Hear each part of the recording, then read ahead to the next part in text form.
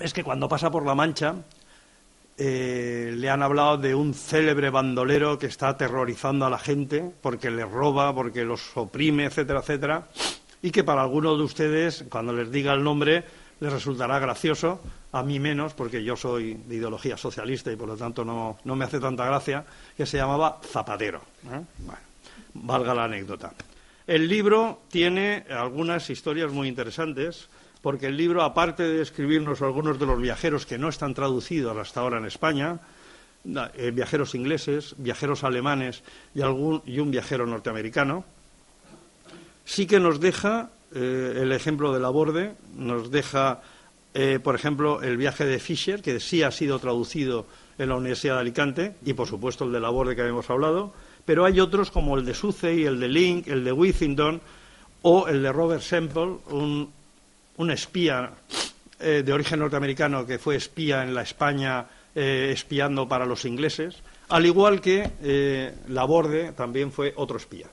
El autor dice con mucha sabiduría que fue Godoy el que potencia el viaje, efectivamente. En las memorias de Godoy viene un escrito claramente que dice que él patrocinó el viaje de Laborde. Y yo añado que Laborde es un hombre que cuando hace el viaje a España recopila todo lo que puede sobre las defensas, sobre los puertos y sobre los castillos españoles.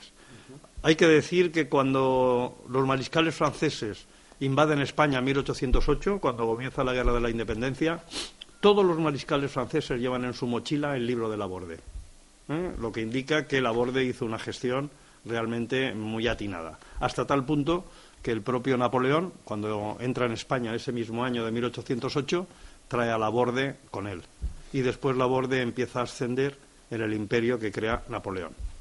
Un libro, en fin, y acabo con esto, que tiene que ser el autor el que hable de él, un libro pequeño, como he dicho, como la película de Arthur Penn, pero un libro muy interesante. ¿Por qué? Porque resume algunos de los 3 viajes que ya están traducidos al castellano, pero nos habla de muchos otros viajeros que nunca habían sido traducidos al castellano y que para los que no dominamos el inglés son realmente imprescindibles conocer. Por lo tanto, un homenaje de este autor, Antonio Laborda, que además, por lo que me he enterado, se juega sus cuartos, que no creo que sean muchos, en una editorial muy bonita y muy efectiva, con lo cual es doble motivo de agradecimiento su presencia en Novelda. Por un lado, que nos deje este libro espléndido y, por otro lado, que arriesgue en un tema como el de las editoriales en unos momentos como los que estamos viviendo. Antonio, muchas gracias.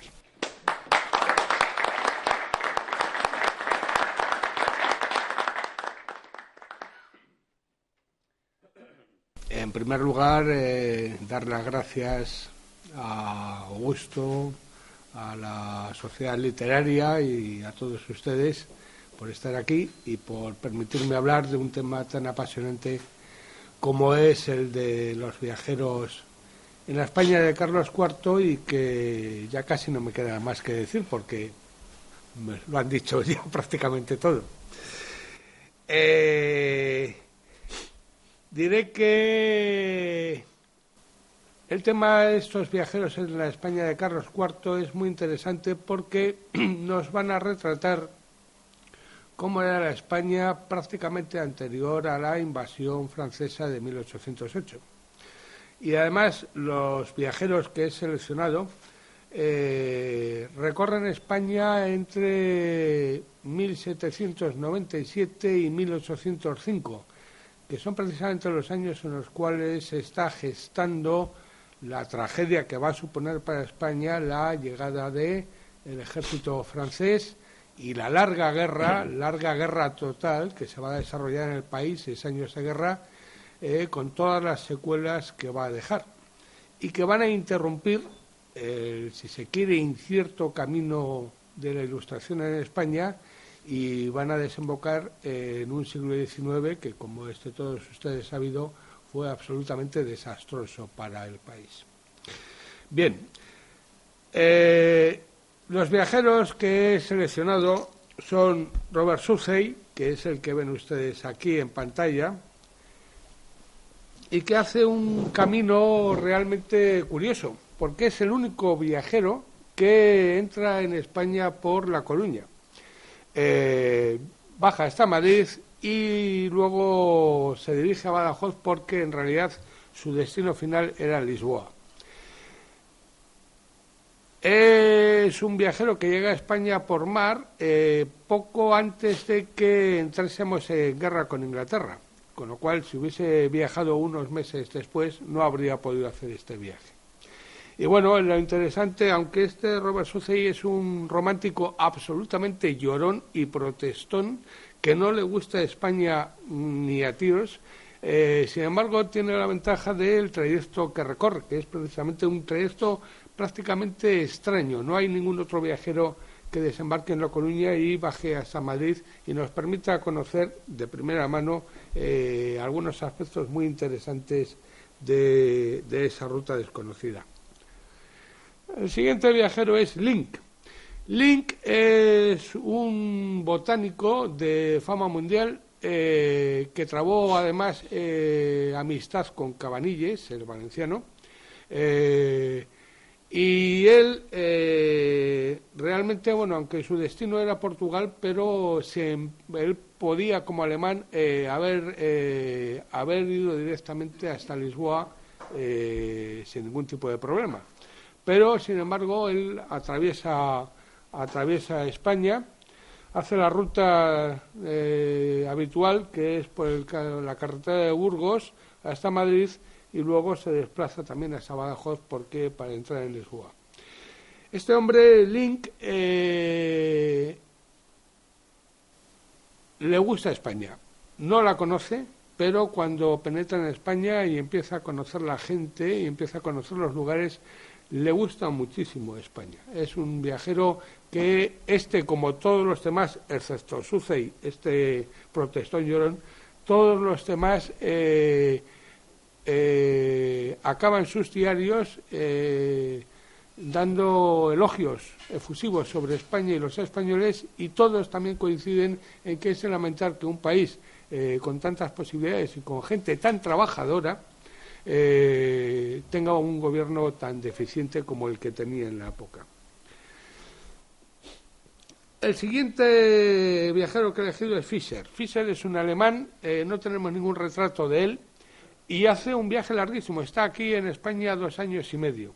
Él viene aquí con la intención de dedicarse al comercio en Cádiz. Y entonces, bueno, pues hace todo este viaje.